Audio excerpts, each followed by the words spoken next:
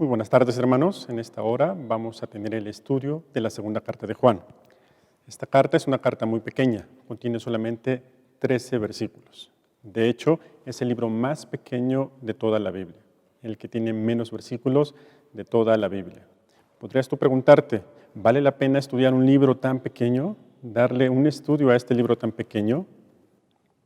Podrías decir, ¿no hay enseñanzas que este libro tenga en alguna otra parte de la Biblia como para enfocarnos a este estudio? Déjame decirte que te vas a sorprender de las grandes enseñanzas que Dios trajo a través de esta segunda carta de Juan. Así que no la desdeñes, no la dejes fuera de estos estudios solamente por su tamaño. Permíteme empezar con una oración.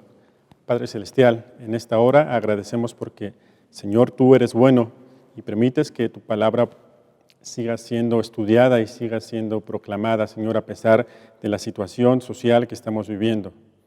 Te pedimos para que seas tú el que hables a través de mí, Señor, sea tu Espíritu el que hable, Señor, y sea de edificación para la iglesia. Y no solamente para la iglesia, Señor, sino también para aquellos que no te han conocido, que no han escuchado tu mensaje, que también traigas esperanza a través de esta tu palabra. Porque te pedimos todo esto en el nombre de Cristo Jesús. Amén. Conocer el contexto de esta segunda carta es muy valioso para el estudio de la misma, no solamente en esta segunda, sino en la primera y la tercera carta de Juan. Permíteme dar un recorrido a este contexto. El autor, como ya hemos dicho, es el apóstol Juan, discípulo de Jesús, y se cree que esta carta fue escrita hacia los años 95 después de Cristo. Para esta época ya habían pasado dos persecuciones hacia los cristianos, la persecución de Nerón y la persecución de Domiciano. Y de hecho se cree que es después de la muerte de este segundo emperador que el apóstol Juan regresa de la isla de Patmos hacia la región de Éfeso. Y ya en la región de Éfeso hace una labor misionera visitando las iglesias de la región. Cabe destacar que estas iglesias se congregaban en casas de los mismos cristianos, ya sea por su tamaño o seguramente también por la persecución que estaban teniendo años anteriores. Se decidía congregarse en las casas. No como nosotros, que tenemos un templo en el cual nos podemos congregar. Ellos llegaban a casas de los propios cristianos y ahí se congregaban. Algunos estudiosos le llaman a estas iglesias casas iglesia, por esta forma en la que se reunían. Dentro de este contexto vale la pena comentar algo que se había dicho en el estudio de la primera carta de Juan, y era que había una corriente llamada gnosticismo que había salido y se había empezado a adentrar en la iglesia de Cristo. Esta corriente tenía sus orígenes mucho antes del cristianismo, con creencias sincréticas de la parte oriental, de la parte griega, y ahora ya de la parte judío-cristiana. Dos de las características principales que este gnosticismo tenía era que ponderaban un conocimiento supremo, una gnosis suprema que te acercaba a Dios. Era un conocimiento divino que te permitía llegar a Dios. Y este conocimiento lo ponderaban por encima de la fe. Otra segunda característica de esta falsa corriente era que asociaba el bien supremo con la parte espiritual y divina, y todo lo que era material lo asociaba con el mal. Todo lo material, incluyendo aún nuestros cuerpos, era maldad, y todo lo espiritual era bien. Hay muchas otras características que también estaremos analizando a lo largo de este estudio, pero estas son las dos que prevalecieron durante bastante tiempo. ¿Por qué hablar de esto? Porque el impacto de esta corriente no fue menor. De hecho, esta corriente tuvo su mayor auge dentro del cristianismo. Durante los siglos que estuvo inmiscuyéndose en la iglesia, tuvo su mayor auge y de hecho se le llegó a llamar gnosticismo cristiano. Entonces no era menor el peligro que estaba llevando la iglesia en estos tiempos, y es por eso que Juan llega a escribir estas cartas, y es por eso que podemos identificar dos grandes propósitos en esta segunda carta de Juan. El primero es afianzar la sana doctrina. Lo que busca el apóstol Juan es afianzar en las iglesias de aquella época una sana doctrina basada en Jesucristo y sus enseñanzas.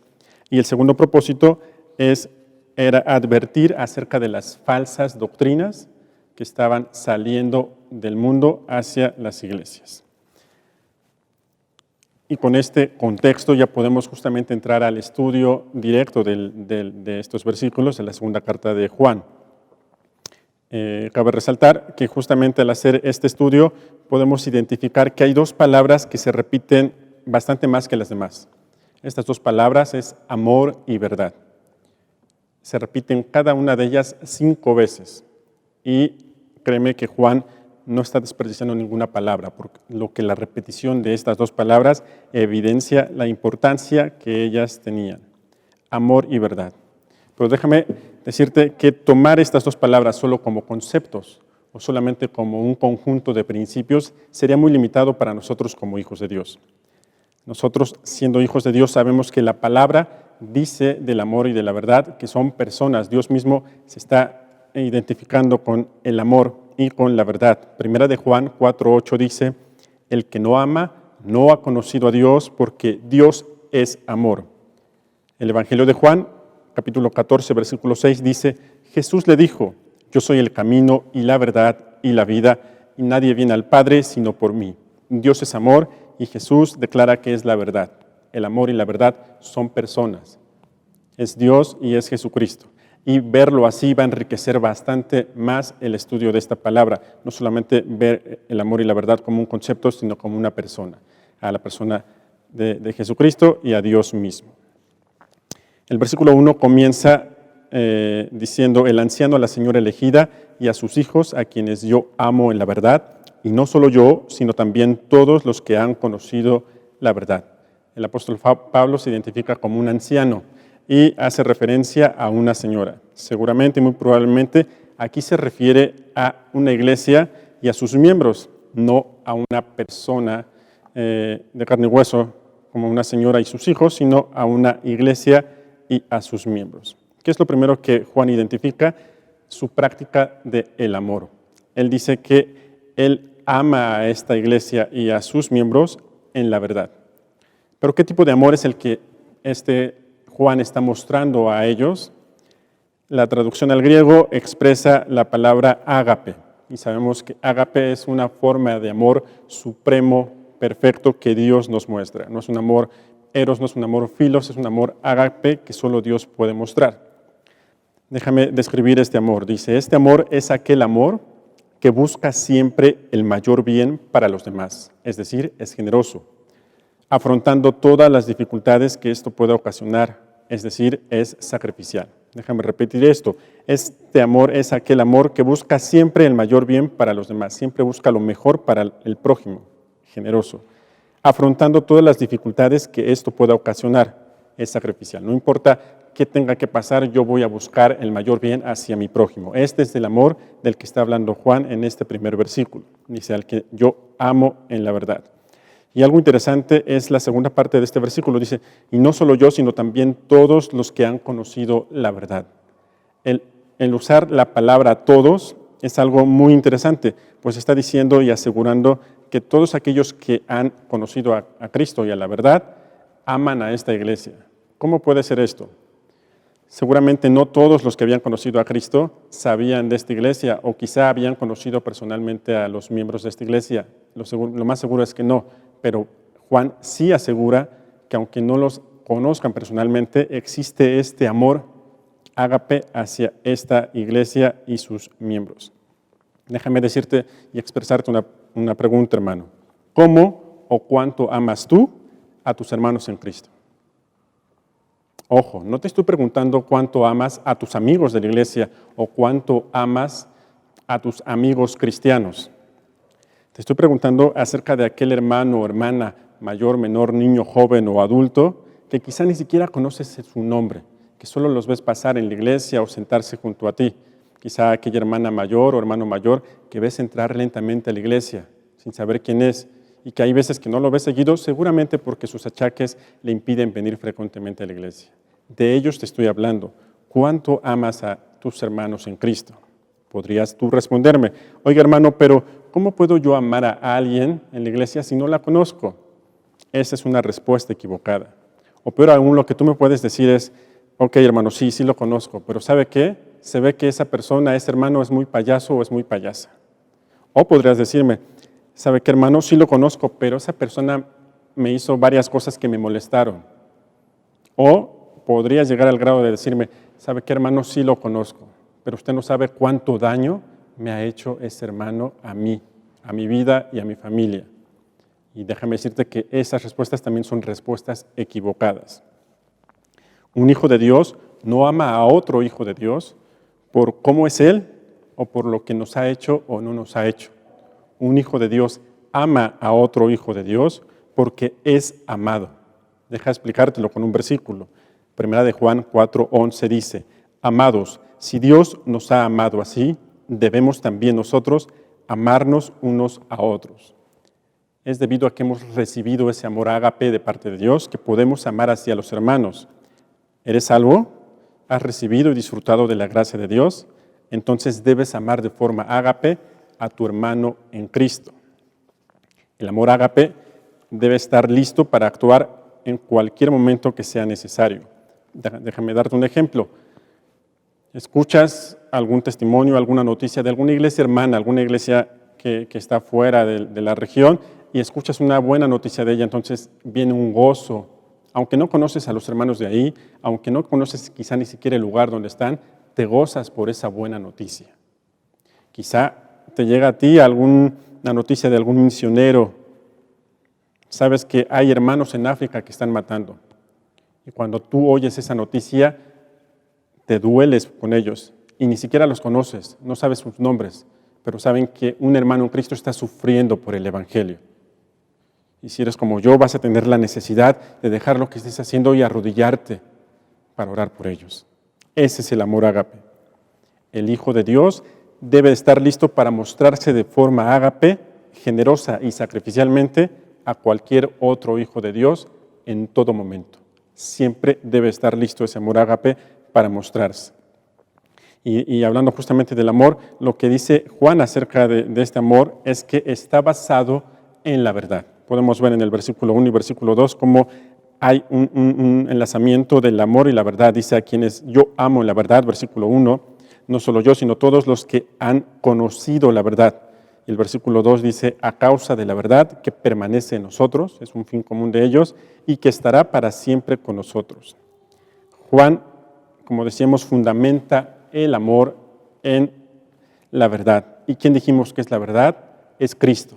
Juan está diciendo que Él está amando en la verdad, es decir, en Cristo y en sus enseñanzas.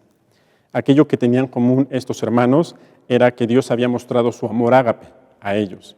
¿Y cómo se los mostró? Entregando y dando a su Hijo unigénito para que fueran salvos a través de Él. Es Cristo, la verdad, el camino, la verdad y la vida, lo que siempre ellos tendrían en común. Luego entonces, Cristo en nosotros es el que hace posible que podamos amar como Dios nos pide. Fuera de Cristo no vas a poder amar de forma ágape. Solo Cristo en nosotros nos va a permitir amar de esa manera, de forma ágape. Y entonces tu expresión de yo no puedo amarlos así es más bien un yo no quiero amarlos así.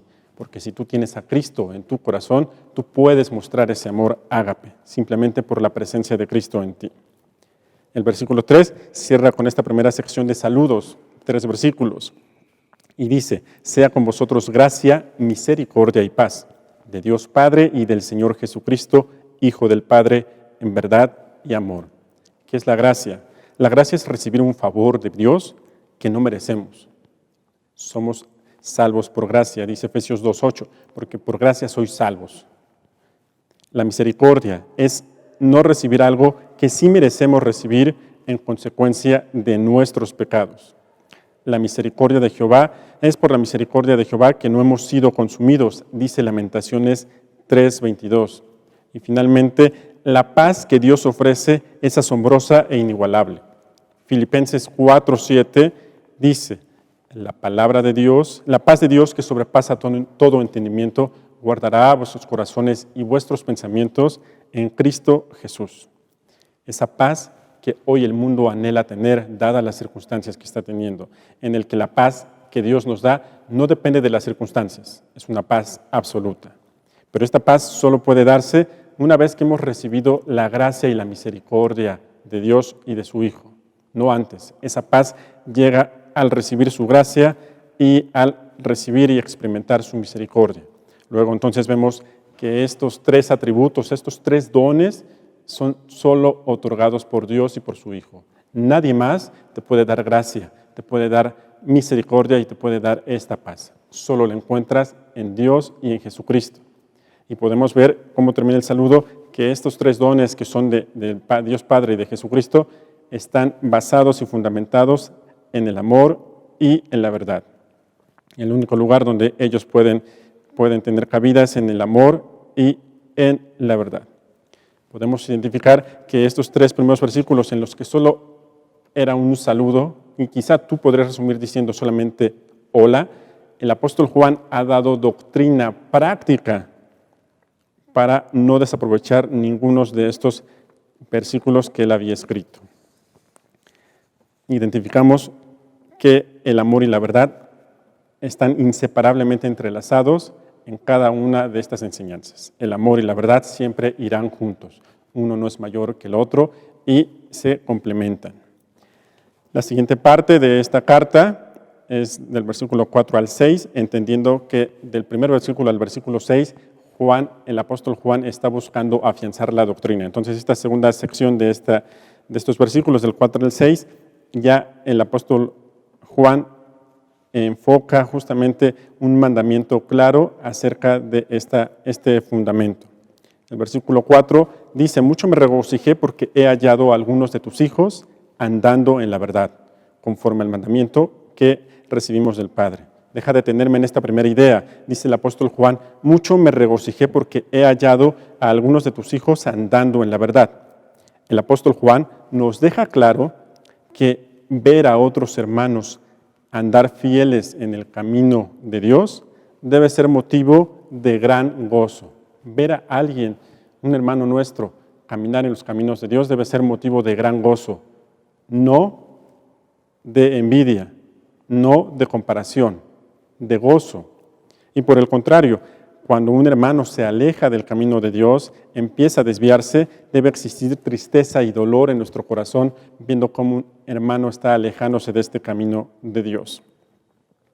Uno de los mayores males en esta actualidad es la indiferencia, en el que ni siquiera sientes gozo o tristeza, eres indiferente. Y este mayor mal no solamente es en la sociedad, sino tristemente y particularmente dentro de la iglesia. El mundo nos ha empujado y presionado a pensar solamente en mi bienestar, en mi satisfacción, yo. Y no me importa qué pase con mi prójimo, soy indiferente a él. ¿Qué pasa con mi hermano? No me importa, dice el mundo. Porque si me llego a preguntar y si me llego a preocupar, voy a tener que estar comprometido a hacer algo. Y dice el mundo, eso es algo que te da mucha flojera. ¿Por qué te tienes que comprometer? Solo piensa en ti, indiferencia hacia los demás. Esto está completamente alejado del amor ágape del que habíamos hablado. El versículo 5 complementa justamente esta idea y dice: y ahora te ruego, Señora, no como escribiéndote un nuevo mandamiento, sino el que hemos tenido desde el principio, que nos amemos unos a otros. En este versículo vamos a identificar el primer verbo en imperativo. ¿Qué quiere decir? Que es una orden. Es el primero de tres verbos que el apóstol Juan va a ocupar para adoctrinar y para enseñar a la iglesia. Este imperativo, el contexto de este imperativo, de hecho, está permeado de amor. Dice: y ahora te ruego, te suplico. No como escribiéndote un nuevo mandamiento, sino el que hemos tenido desde el principio, que le suplica que nos amemos unos a otros. Aquí está el imperativo, que nos amemos unos a otros. El autor quiere recordar las enseñanzas fundamentales en donde, escucha esto, amarse unos a otros no debe de ser visto como una elección que puedes o no puedes tomar. Amarnos unos a otros es un mandamiento, es una obligación como hijos de Dios, no es una elección, y aquí el apóstol Juan lo está dejando muy claro. En este verbo imperativo debemos y tenemos que amarnos unos a otros como un mandamiento de Dios. no como una elección que podríamos tomar. El versículo 6 cierra esta idea y esta primera sección de afianzamiento de la verdad diciendo, y este es el amor, que andemos según sus mandamientos, y este es el mandamiento, que andéis en amor, como vosotros habéis oído desde el principio. Si alguien tiene duda de cuál es el significado de amarse unos a otros, Juan lo deja claro en este versículo. Esencialmente es obedecer a Dios. Amarse unos a otros es obedecer a Dios. En la primera carta de Juan, de hecho, esto se describe mayor profundamente. Voy a leer solamente un pasaje de esta primera carta de Juan, capítulo 5, versículo 2 y 3. Dice, en esto conocemos que amamos a los hijos de Dios, cuando amamos a Dios y guardamos sus mandamientos.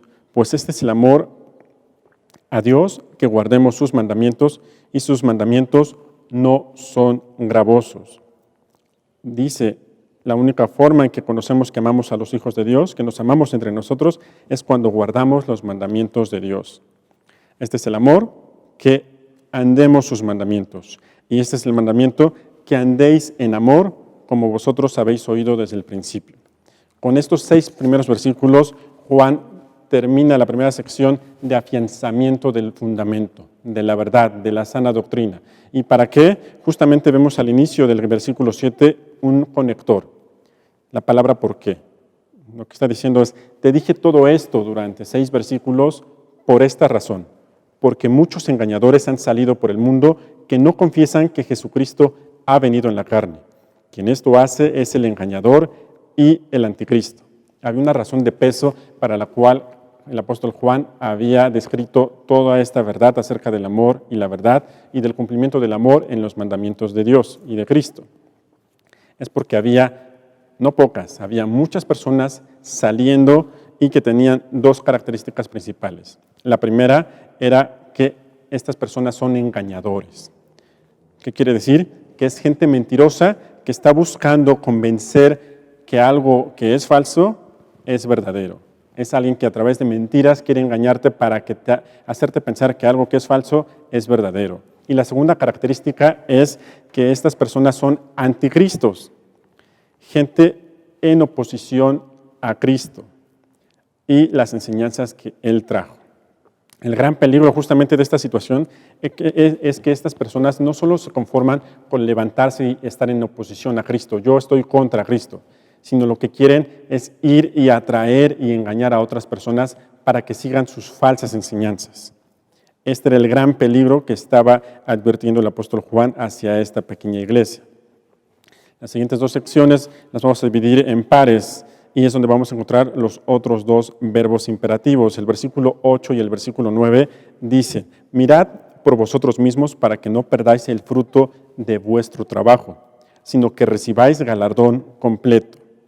El imperativo, este verbo en imperativo que es un mandamiento, que es una acción obligada, es la palabra mirad por vosotros mismos. Te está diciendo, tienes que estar vigilante, tienes que examinarte a ti mismo.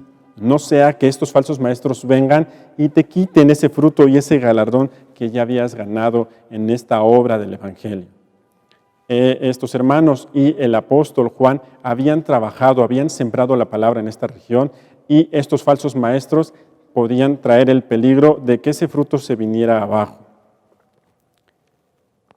El fruto que se habla aquí, vale la pena resaltar que no está hablando en ninguna manera de la pérdida de la salvación.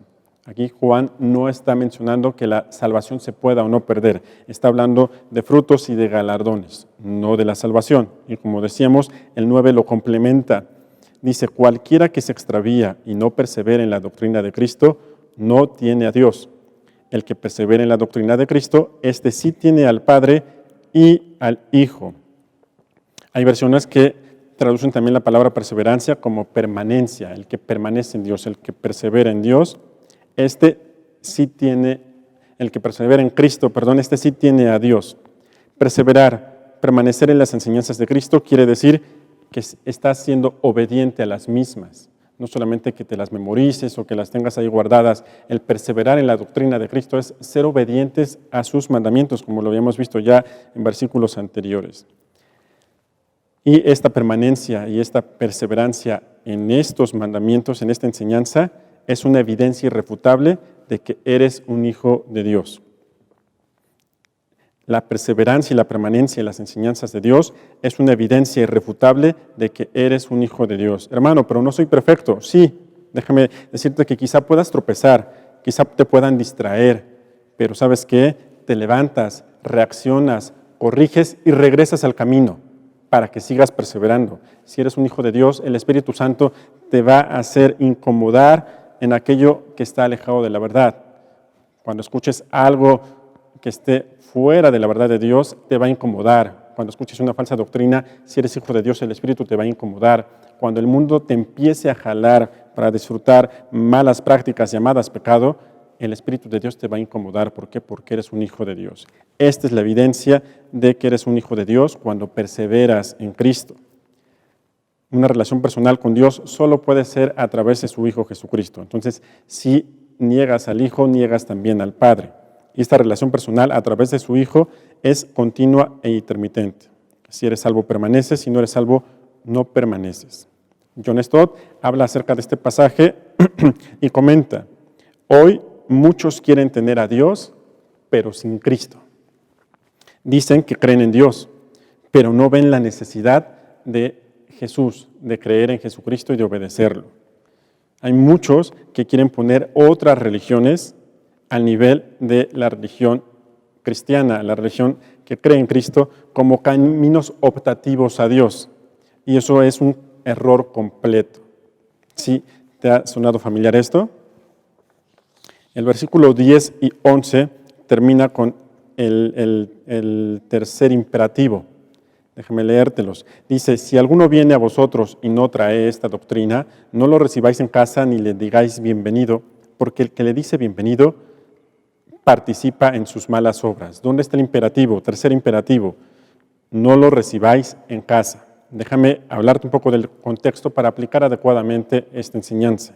En aquel tiempo, la hospitalidad era sumamente importante. Los maestros, los misioneros, los apóstoles viajaban visitando iglesias alrededor de esta región, enseñando y dando sana doctrina. ¿Qué estaba pasando ahora?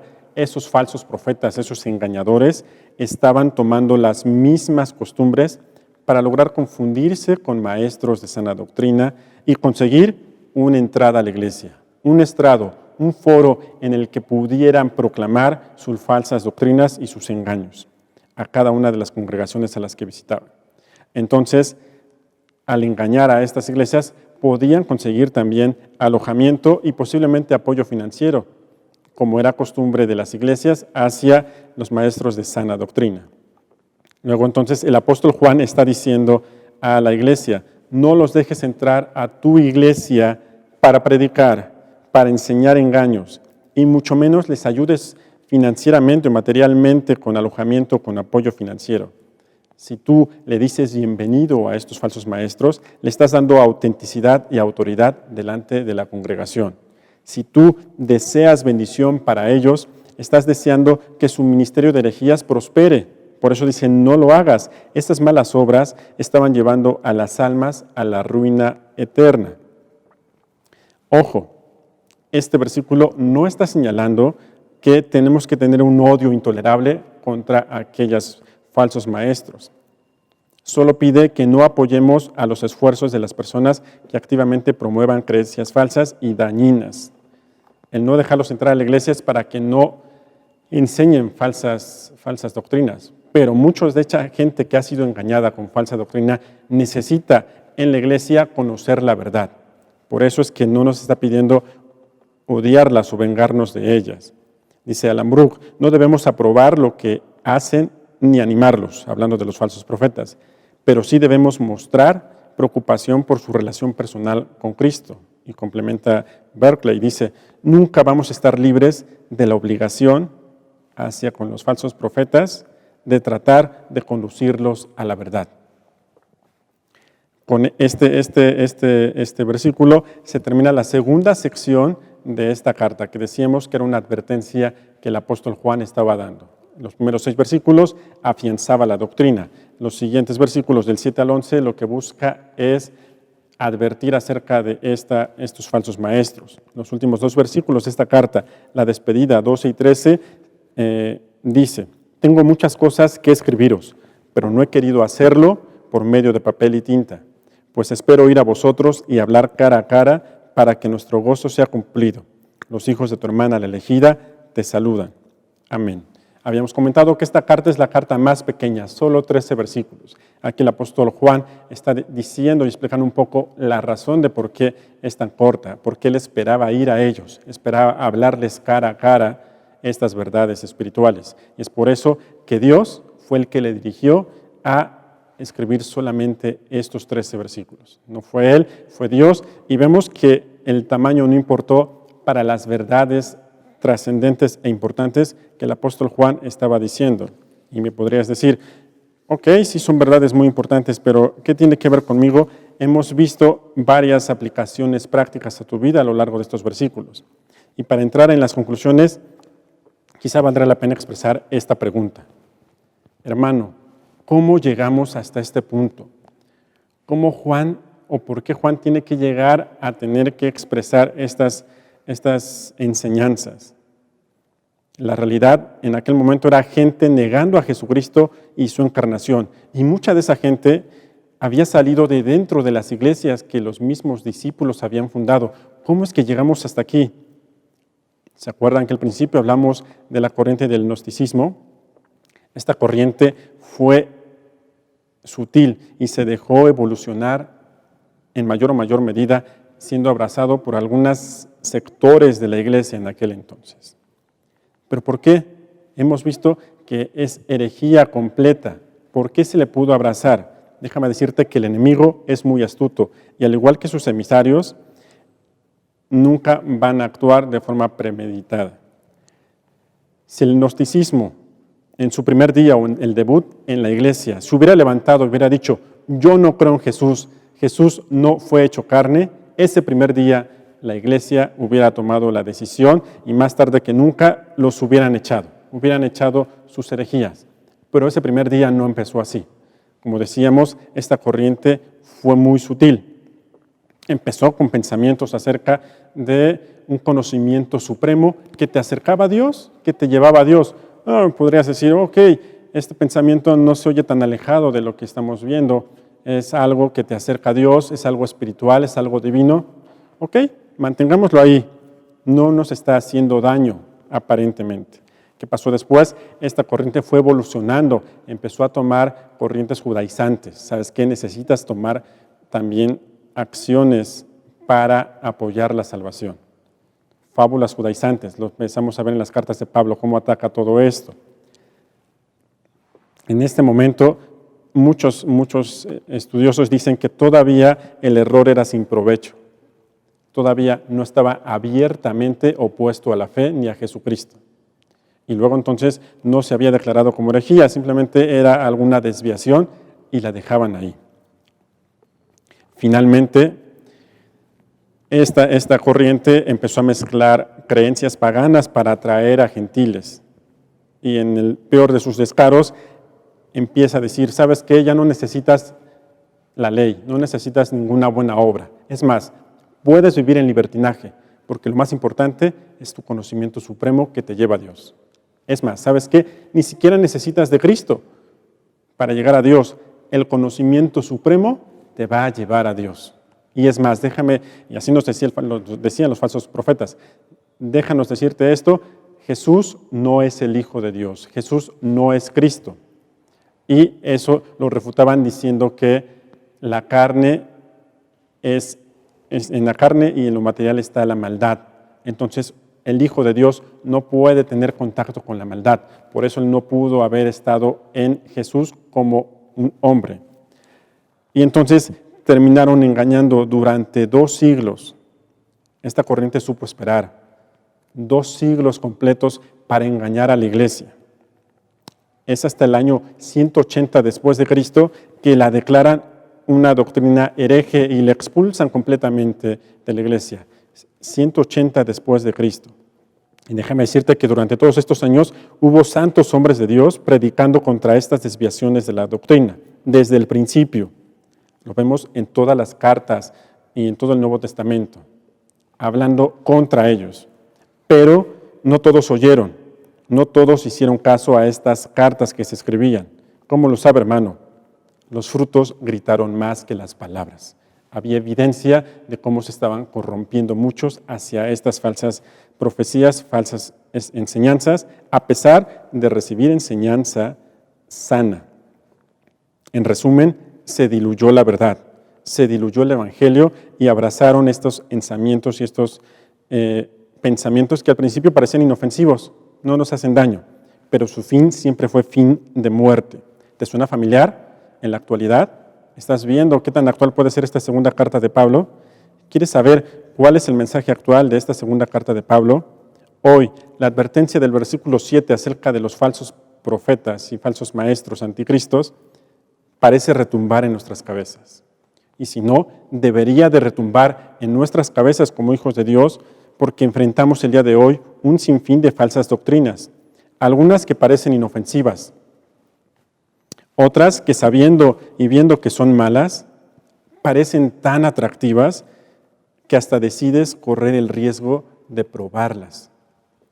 Vas a decirme, no hermano, ¿cómo yo probar estas falsas doctrinas? Déjame decirte, todo aquello que te aleja de la verdad, todo aquello que te aleja del amor y te aleja de la santidad, tiene su base en una falsa doctrina.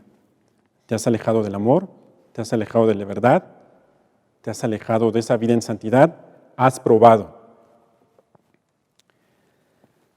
Los falsos maestros y anticristos salieron a engañar y hoy siguen engañando a muchas personas que tienen una genuina necesidad de Dios.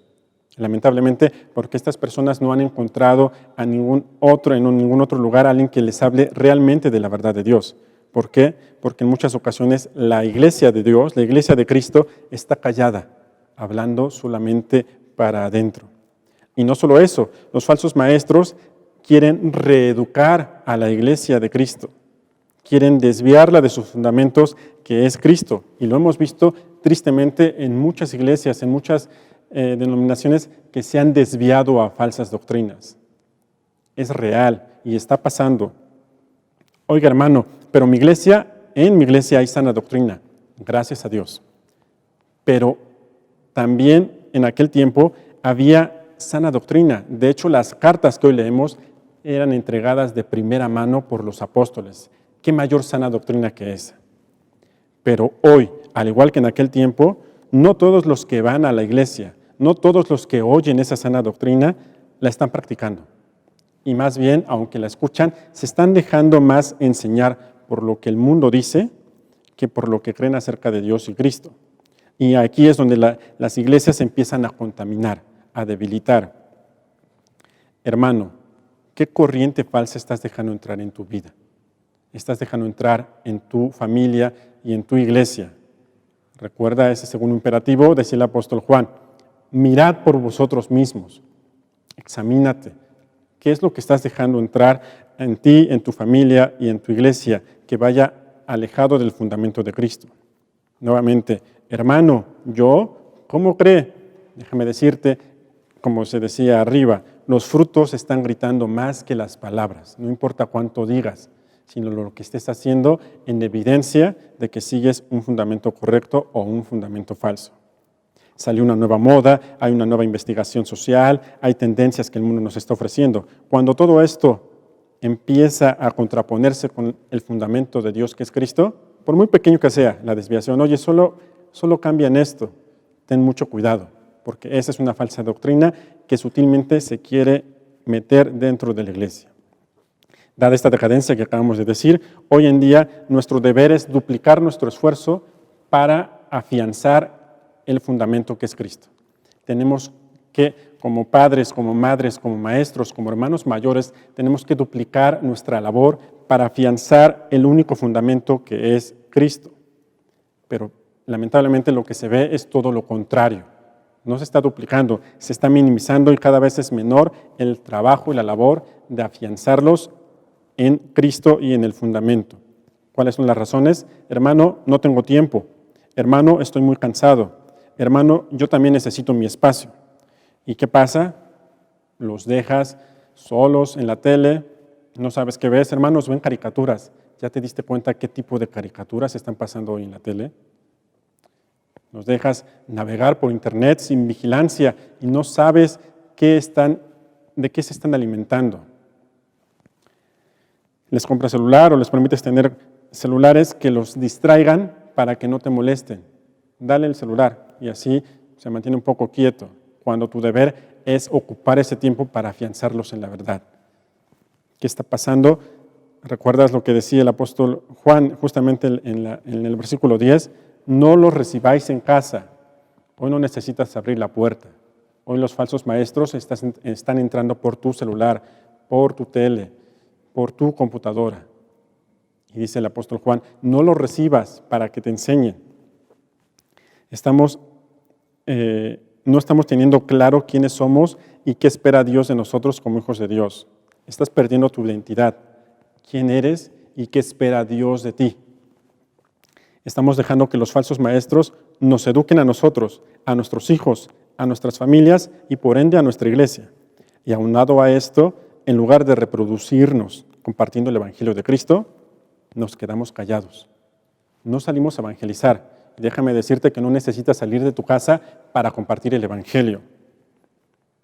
Esperamos a que vengan, pedimos a Dios que los traiga y cuando vienen nos da vergüenza darles un Evangelio completo. Lo diluyes para ver si así aceptan, porque ya muchos lo han rechazado. Vamos a diluirlo un poco para ver si así aceptan el Evangelio. Y lo diluyes también porque si no te van a criticar de que eres un radical. Déjame decirte que el día de hoy muchas enseñanzas de la Biblia son radicales frente a las enseñanzas del mundo. Y así se tienen que vivir, porque si no estás fallándole a Dios por quedar bien con el mundo. La invitación no es odiar a esos falsos maestros, ni recluirte en tu casa para que no te lleguen las falsas doctrinas. Tienes que compartir, tienes que salir y tienes que brillar. Compartir con firmeza y de forma sabia la verdad y el amor. Entonces, ¿qué hay que hacer, hermano? De entrada, no salgas corriendo ahorita al internet a buscar todas las falsas doctrinas del siglo XXI. Eso no va a servir. No necesitamos ser expertos en los billetes falsos. Necesitamos conocer al verdadero. Necesitas afianzarte en la doctrina de Cristo, en la verdad y en el amor, en la práctica, no solamente en el conocimiento, para poder, una vez afianzado tú, puedas afianzar a tu familia. Y entonces tu familia y tú puedan traer a aquellos que tienen necesidad de salvación. Y entonces así glorificar a Dios. Estando afianzados en Cristo, dando frutos de esto, es como podremos estar firmes contra las acechanzas del diablo. Permíteme dirigirme ahora a ti estos últimos minutos, amigo o amiga, que quizá fuiste invitado por un vecino, o por un amigo, o por un compañero de trabajo o de la escuela a escuchar estos estudios bíblicos. Quizás has llegado hasta aquí y no entiendes mucho de lo que hemos hablado hoy. No te ha sido clara muchas de las cosas que se dicen, pero déjame decirte algo que hoy te tiene que quedar muy, muy claro. Jesucristo es el Hijo de Dios. Es real. Y Él vino a la tierra, nació de una virgen. Vivió en la tierra sin pecado. Murió en una cruz para salvarme a mí y a ti. Y resucitó en gloria. Y todo eso lo dice la palabra de Dios, la Escritura, mucho antes de que pasara. En Él hay cumplimiento de promesas y de profecías. Y lo hizo para salvarte y a ti y a mí. Déjame decirte algo. Cristo ha transformado mi vida y la vida de todos aquellos que nos hemos entregado a Él. Y nos entregamos a Él reconociendo que andábamos en pasos incorrectos, llamado pecado. Y por ende reconocimos la necesidad de ser perdonados porque había ofendido a Dios. La necesidad de ser limpiados porque el pecado me había manchado. Y la necesidad de ser salvado porque mi fin era el infierno y necesitaba ser salvado por eso. Dios dice en su palabra que Él quiere que todos los hombres sean salvos y vengan al conocimiento de la verdad. Hoy quiere que tú, amigo o amiga, seas salvo y vengas al conocimiento de esta verdad. Porque hay un solo Dios y un solo mediador entre Dios y los hombres, Jesucristo hombre. No dejes que te engañen. El único camino para llegar a Dios y obtener esta salvación es Jesucristo. Pero me vas a preguntar, ¿salvado de qué o por qué? Si no tienes a Cristo en tu vida, has llevado toda tu vida esclavizado al pecado, estás siendo esclavo del pecado. Y el fin de tu vida va a ser el infierno, la muerte eterna. De esto es de lo que nos salva Jesucristo. Su palabra dice, entonces, van a conocer a la verdad y la verdad los libertará. ¿De qué? De este pecado, de este fin, de este infierno. La verdad, Cristo te va a libertar. Así que si el Hijo os libertare, seréis verdaderamente libres. No es casualidad que tú hayas llegado hasta aquí. No es casualidad que tú estés en este momento escuchando este estudio. Si estás siendo sensible a las verdades espirituales, es porque Dios te está llamando hoy. No lo rechaces. Si necesitas hablar con alguien, acércate con el que te invitó. Toma una Biblia, empieza a leerlo. Pero déjame decirte esto. Este momento y esta decisión es personal entre tú y Dios. Tú puedes ir con Dios, hablar con Él y decirle, entiendo este mensaje. Decirle, quiero entregar mi vida a Cristo para ser salvo por Él, desechando todo mi pecado. Y entonces Dios va a escuchar al corazón sincero, al corazón arrepentido y al corazón humilde y responderá tu petición. No pierdas tiempo. Toma una decisión por Cristo el día de hoy. Y entonces tú también entenderás la razón por la que nosotros no podemos callar. No podemos dejar de declarar eso que Cristo hizo en nosotros. Lo vas a entender. Y entonces vas a querer compartirlo junto a nosotros. Porque el Evangelio de Cristo, el Evangelio de salvación, es el grandioso mensaje que este mundo ha recibido. Vamos a orar. Padre Celestial, en esta hora agradecemos porque tu palabra ha sido expuesta.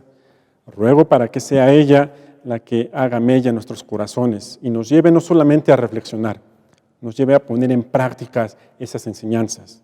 Y si nos hemos desviado, nos traiga al camino correcto. Ruego también por aquellas personas que en este estudio han escuchado tu verdad y han sido sensibles a la misma, para que puedan venir a la salvación que tú ofreces a través de tu Hijo Jesucristo. Te pido, Señor, para que tu palabra no regrese vacía, para que tú traigas tu fruto a su tiempo, para honra y gloria de tu nombre. En el nombre de Cristo Jesús. Amén.